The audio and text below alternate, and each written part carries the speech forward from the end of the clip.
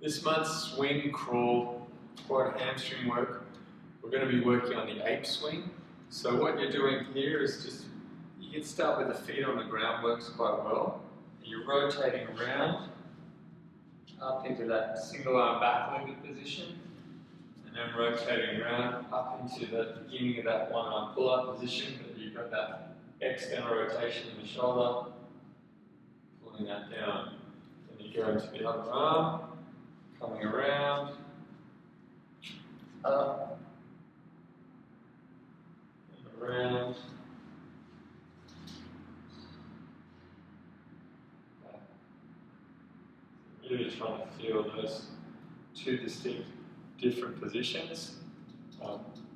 You can make it a little bit harder with 2 rings or just staying on 1 ring, doing that. And as you come back around, pivot, we'll rotate, swing, making it more fun.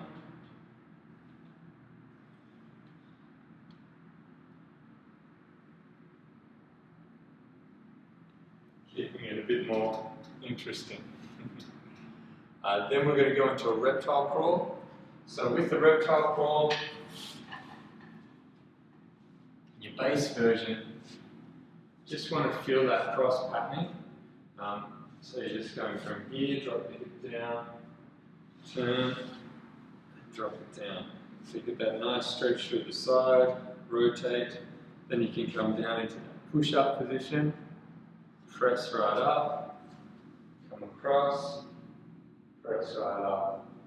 Now, when you're first learning the low one, you've got to respect that it's really a lot of strength. It's like a 1-arm push-up amount of strength to do it well. But you can still get the action going prior to developing that strength. So you just want to have that cross pattern here. I'm laying on the ground, slide around, come across, and as I slide through, I bring that knee up. Now the other extra one you can do is as you're sliding that arm, you curl the opposite leg. Come around, so you'll see here. And you can do the same movement, pretty much laying on the ground and developing that control and that awareness through that pattern. And then as you get stronger, you just use your arms to lift more of the weight out on the legs. It's still loading the legs, but lift it off the floor. So lift the body off the floor, so you're really just loading through the toes and the palms, barely touching the body. If it is, it's just flatly skimming across the floor because you're doing it so low, which is a little heavier.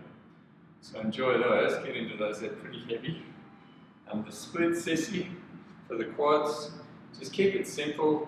At the beginning, really try and load up, lean back, get that feeling, that quad really working. The other leg's just there, and you can reach forward.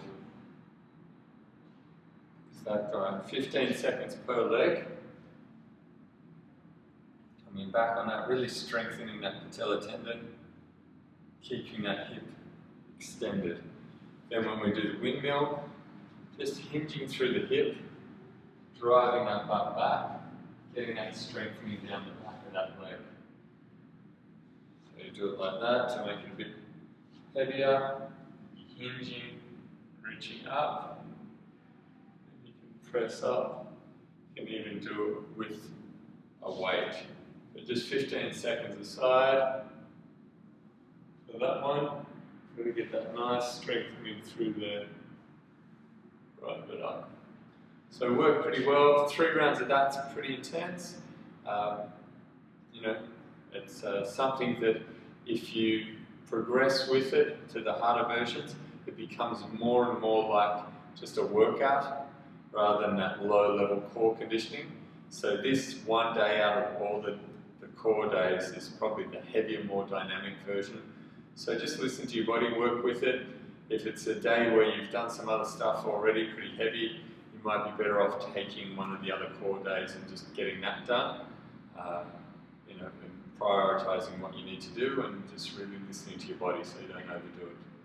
But if you've got any questions with that one, film it, submit it, and I'll get back to you. Cheers, guys.